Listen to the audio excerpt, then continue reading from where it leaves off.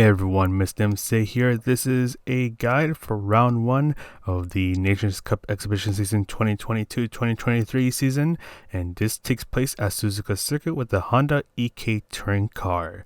And for this season, each round has 10 time slots, and it's the last time slot that you do is the one that will count. So if you do, let's say, slots 3, 4, and 5, the score from slot 5 is the one that will count. And for this season, out of the 3 races being held, it's your best one round that will count.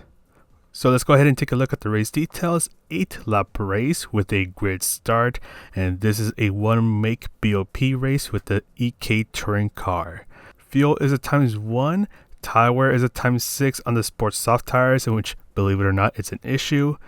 There is a mandatory pit stop, so you do need to make one pit stop. And do be aware that tire wear is on for the qualifier. It is a ×6. But anyways, strategies later on in the video. Let's get started with the lap guide, where you have to drive this car in a really weird way.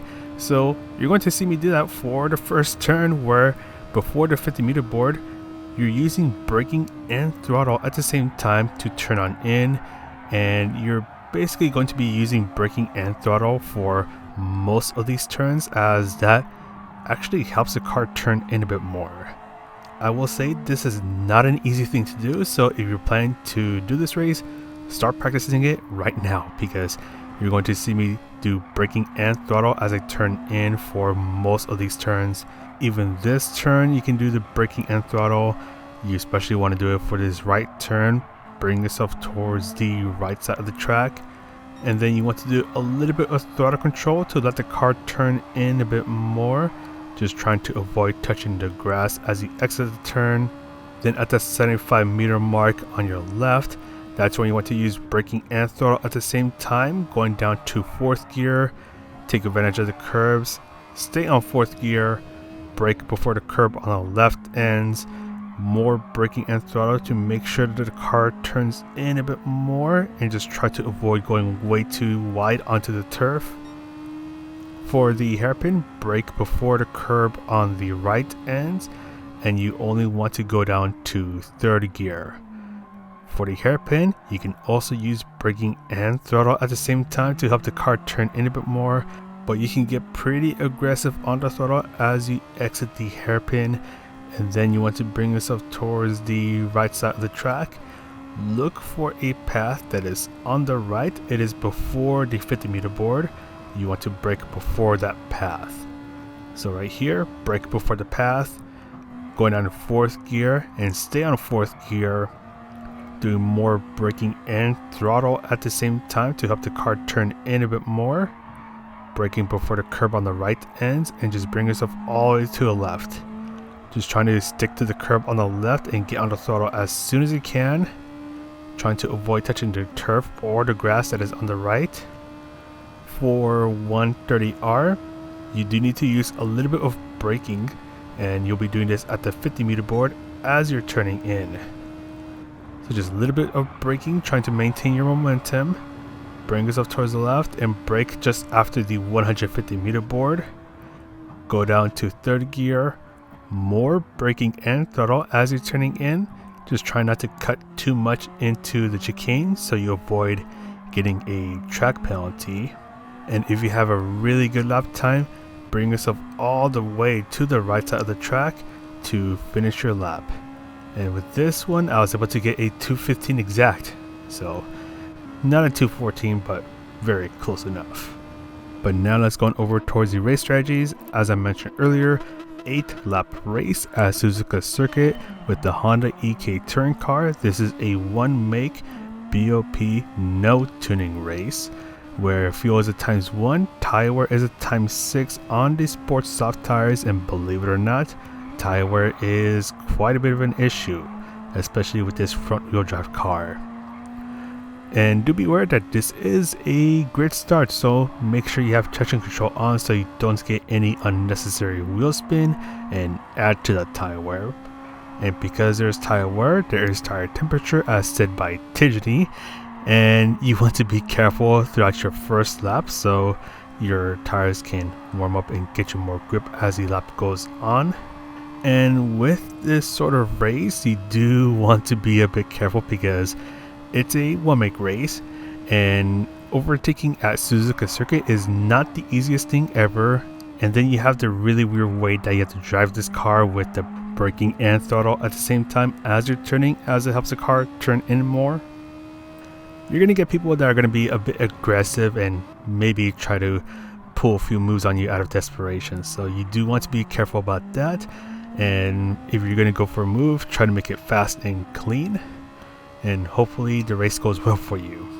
And one thing I do want to add is that I'm testing this in custom race, so there's no wind because I have equal conditions mode on, but in the race you're going to constantly have a northwestern wind, but the wind speeds between each session will be different. So on one slot it might be a bit stronger, another slot it might be weaker.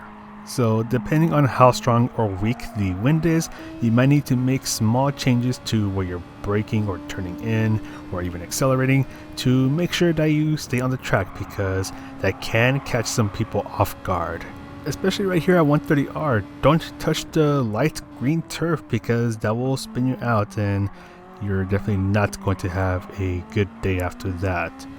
But anyways, let's go ahead and finish this first lap where there's already a bit of tire wear on the front tires. So the EK Touring car is a front wheel drive car, so engines at the front and the front wheels are the ones doing the accelerating, but you're also doing some braking and turning, so the front wheels wear out really quickly. You can even see on the lap times on the right where I get a 2:16 on the second lap, and on the third lap I'm about 0.8 off of that second lap, and right now I'm more than a second behind. So end of lap 4, definitely a good time to go do the mandatory pit stop. So bring myself towards the right, staying in between the white lines, and I'm going to go ahead and get a new set of sports soft tires, because if I stay on those old tires then I'm definitely not going to have a good time, as the tire wear is going to get exponentially worse. Staying between the white lines once again, your pit loss is 25 seconds, and that is only for a tire change. So let's skip on over towards the end of the final lap, and as the front tires wear out, you're going to notice that your car's braking is not going to be that good. But the more noticeable thing is that your car is going to understeer a lot more, so you will need to slow down a bit earlier for some turns, and you'll need to take even more time trying to get the car straightened up for the next section of the track before you can accelerate, so you face less chance of ridiculous understeer. Starting the final sector, already 1 second down, a little bit over 1 second down from my fastest lap, so tire wear is making itself known to me. So just gonna try to be nice and careful through the final section of the track, and there we go. So end of lap 8, gonna get a finishing time of 18 minutes and 39 seconds. So this was with the mandatory pit stop, but also getting a tire change. So in this race I did 4 soft, 4 soft. So some people are probably wondering how bad the tire wear gets if you don't change tires. So I went ahead and tried this run. It's not a particularly good run, I just wanted to test out the tire wear. Lap 4 my tires were basically already dead. Lap 5 they were getting even worse. Lap 6, which is what you're seeing right now, the understeer is horrific, and the car just hates to turn right now because the front tires are completely dead. You definitely don't want to go this far without that tire change. And right here I'm gonna go ahead and understeer into the turf and spin myself out because, well, tire wear. I don't know about you, but for me, I'm definitely getting that tire change, and that is all for this guide. So make sure you do your mandatory pit stop. That's all from me. Do take care. Have a happy new year. Wishing you a great 2023. Thank you guys for supporting the channel. Thank you to the channel members for supporting the channel as well. This is Mr. MCA. Good luck in your race, and I'll see you in the next video.